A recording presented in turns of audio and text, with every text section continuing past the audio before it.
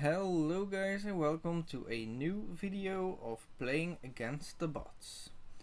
Today we are going to play the Demolition Man with a chess.com rating of 400. There are some new bots that we can play on chess.com. It's the Demolition Man, it's the Driver, it's the Hacker, the Pickpocket and the Mastermind. But for today we will start with the Demolition Man and we will see how we are going to play. And let's see, we are playing today white. Let's do this. So I'm starting with my queen's pawn like we always do. Then I'm going to play c4 to start the queen's gambit. So it's a queen's gambit decline where we are going to start. Otherwise he would have to take to have a queen's gambit accepted. Let's develop our knight to f3. Just some standard developments that we are going to make. Okay, he's checking me with his bishop, but we are getting our knight in front. If he takes our knight, we take with this pawn. And we have still here in the middle a strong pawn structure. Let's just take here, because otherwise we still have double pawns and it's not really necessary to keep those alive. So let's see what we can do more. Let's put our bishop in the middle of d3, then he can develop like he wants. Let's castle to bring our king to safety. Okay, so he's attacking my bishop here. My bishop is protected by the queen, but this is pinned because otherwise he can take my rook like this. So I cannot move. I can take, and then his knight will go to a6 and we will trade off bishops. A knight on the sidelines is never good for development, so I think we are going to accept this and trade off bishops. Okay, that's very nice. Let's open a file for our king to not create a back rank mate. Okay, so he's bringing back his queen. Not seeing the reason for that, but let's see how this plays out. Let's put our a2 pawn to a3 to protect this square for the knight not to go there.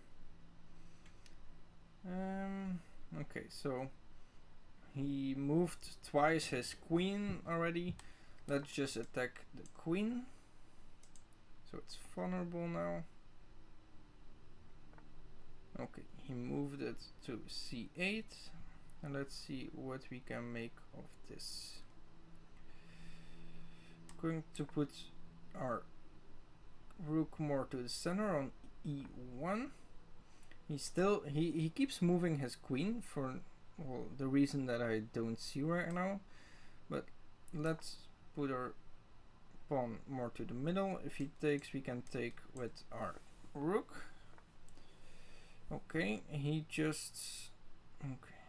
he's doing weird stuff, guys, and I'm not making sense of it. Let's just give a check here.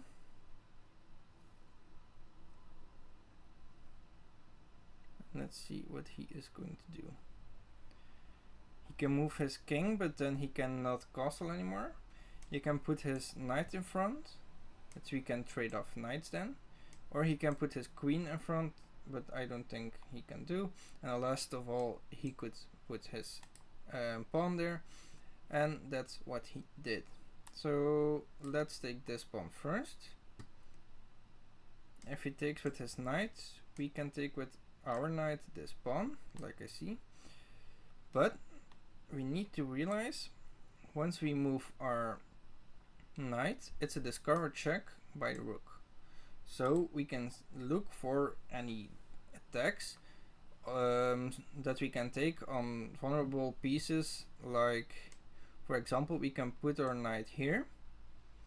So attacking the rook on h8. Then if it's in discovered check, he has to move his king first or put his king in safety, and then we can take this rook. So let's do that.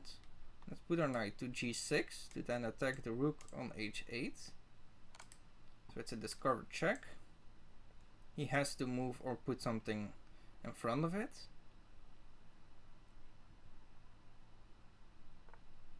Okay, so he's putting his knight in front.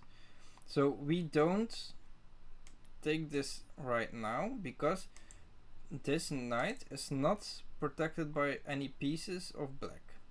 So we can take first on the knight. It's again a check, so he still has to move. Let's see how he's going to do this. Okay, so he's moving. Now we are going to see if we have other attacks or that we can just take the rook right here. So for now I don't see anything that's better than just taking the rook. So let's do that. It's a free piece because the rook cannot take me because the king is in front. So we are still having our knight. If he does move his king or doesn't, we still have a check first here. He can take. I didn't saw that quite. So that's something I didn't saw. I was too enthusiastic. But he has to move our queen to here. So it was not really a bad move because we just traded knights. So is it a bad move? No, but yeah, he just gave me his queen, and yeah, this will be lost and final for now. Let's put pressure on the rook on a8. Let's just take that. Let's check. He has to move. Let's go e8 to check him again. We are very close to checkmate. Let's go here. This is protected. All these squares are protected. He can for now only go to, we'll see, we can only go to this one, but we cannot check him and take him on that at one try. So let's go first here. He can only go here, and then here is mate. So this was a not so hard game. Maybe it was a small, it was not really a blunder of putting my my knight on this place. Like, I'll show you guys. So he was defending his own knight, like you see, and if he took here, we had the possibility to take the knight here. So it was just a knight trade-off and putting the queen away. Then he followed up with just giving his queen away that I just took, and then we had a very open game now. We did develop our black bishop, but that wasn't really necessary in this game. So I also could in this position.